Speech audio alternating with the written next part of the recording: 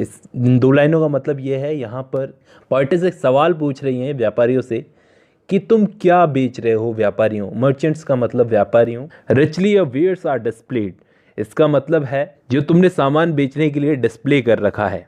यहाँ पर पोएटेस पूछ रही हैं कि जो तुम्हारे यहाँ पर डिस्प्ले हो रहा है तुम क्या सामान बेच रहे हो, मर्चेंट्स को पूछ रही हैं। तो यहाँ पर वो व्यापारी, वो मर्चेंट्स पोएटेस को जवाब देते हैं, turbans of crimson and silver.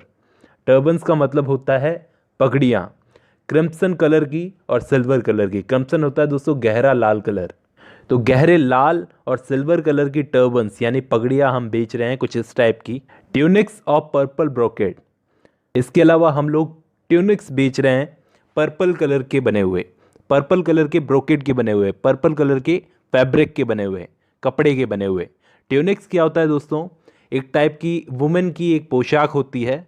Usually वो बिना स्लीव्स की होती है, लंबी सी होती है, टाइट होती है, कुछ इस टाइप की। तो ये ट्यूनिक्स भी बेच रहे हैं वो। Mirrors with panels of amber, और कुछ शीशे भी बेच रहे हैं जिसकी पट्टी एम्बर की बनी हुई है। एम्बर दोस्तों एक टाइप का मेटल होता है जो बहुत ही महंगा होता है, येलो और ब्राउन कलर का होता है, थोड़ा हार्ड होता है। तो मिरर्स के पैनल्स जो हैं वो उस एम्बर से बने हुए हैं। और डैगर्स यानी कि खंजर बेच रहे हैं जिनके हैंडल जेड के बने हुए हैं। दूसरे स्टेंजा में पोएटेस पूछती हैं व्हाट डू यू वे ओ ये वेंडर्स। वेंडर्स भी दोस्तों व्यापारी ही होते हैं जो अनाज बेचते हैं। तो उनसे पूछ रही हैं पोएटेस यहाँ पर कि तुम क्या तोल रहे हो। वे का मतलब तोल रहे हो। ओ वेंडर्स, सेफरॉन यानी कि केसर, लेंटिल यानी कि दाल, मसूर की दाल, और राइस चावल। वो वेंडर्स जवाब देते हैं कि केसर, दाल और चावल वो लोग तोल रहे हैं। And what do you grind O ye maidens.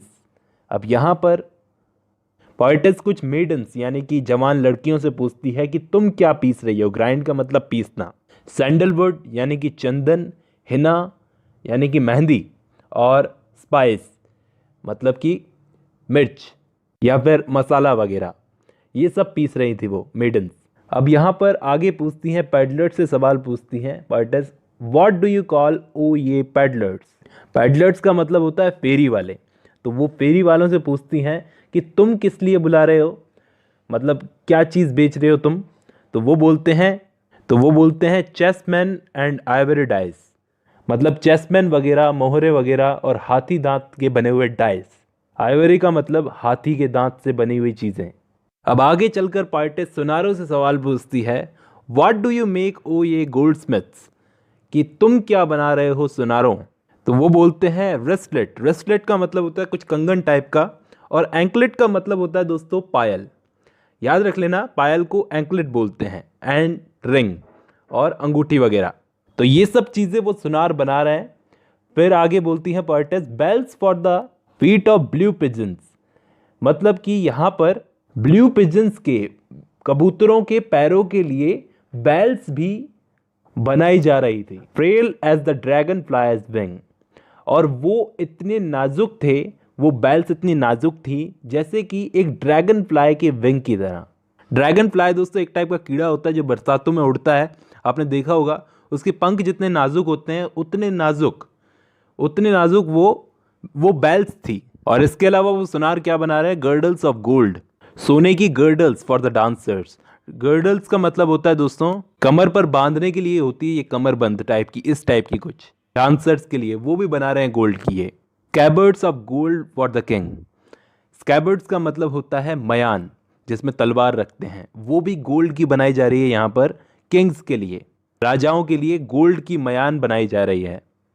आगे पोएटेस पूछती हैं एक फल बेचने वाले से व्हाट डू यू क्राई ओ फ्रूटमैन, कि ओ फल वाले तुम क्यों चिल्ला चिल्ला कर किसको बुला रहे हो, क्या बेच रहे हो। सिट्रन, पोमेग्रेनेट और plum.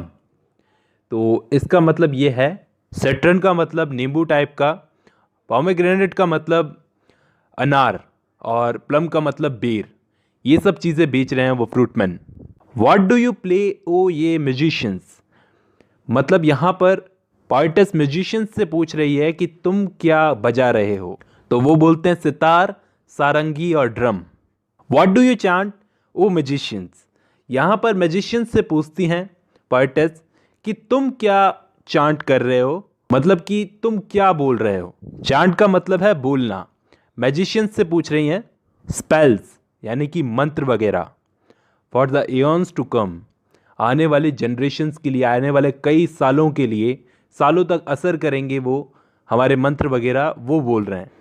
What do you weave ओ ये फ्लावर गर्ल्स। अब यहाँ पर आखिर में कुछ फ्लावर गर्ल्स से पूछती हैं कि तुम क्या बुन रही हो।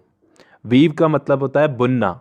With tassels of azure and red, ये अज्योर और रेड कलर के फूलों के गुच्छे से तुम क्या बुन रही हो। Crowns for the brow of bridegroom, chaplets to garland his bed. मतलब कि वो फ्लावर गर्ल्स जवाब देती है, वो बोलती हैं कि हम दूल्हे और दुल्हन के लिए माला बना रहे हैं।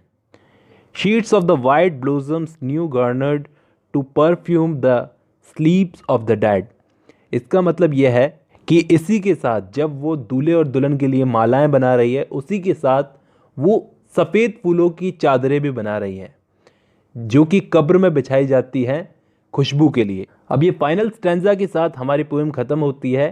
यहाँ पर पोएटेस सरोजिनी नायडू ने हैदराबाद के मार्केट की अलग अलग वैरायटी में बिकने वाली चीज़ों के बारे में बताया है। सरोजिनी नायडू को दोस्तों नाइटिंगेल ऑफ इंडिया भी कहा जाता था। वो एक फ्रीडम फाइटर थी, लेकिन पोइट्री उनका पहला प्यार थी। पोइट्री से उन्हें बहुत प्यार था। उन्होंने अपना पोइटिक करियर शुरू किया था इंग्लिश पोइट से सीखकर, उनको कॉपी करके। फिर उन्होंने इंडियन थीम्स पर लिखना शुरू किया।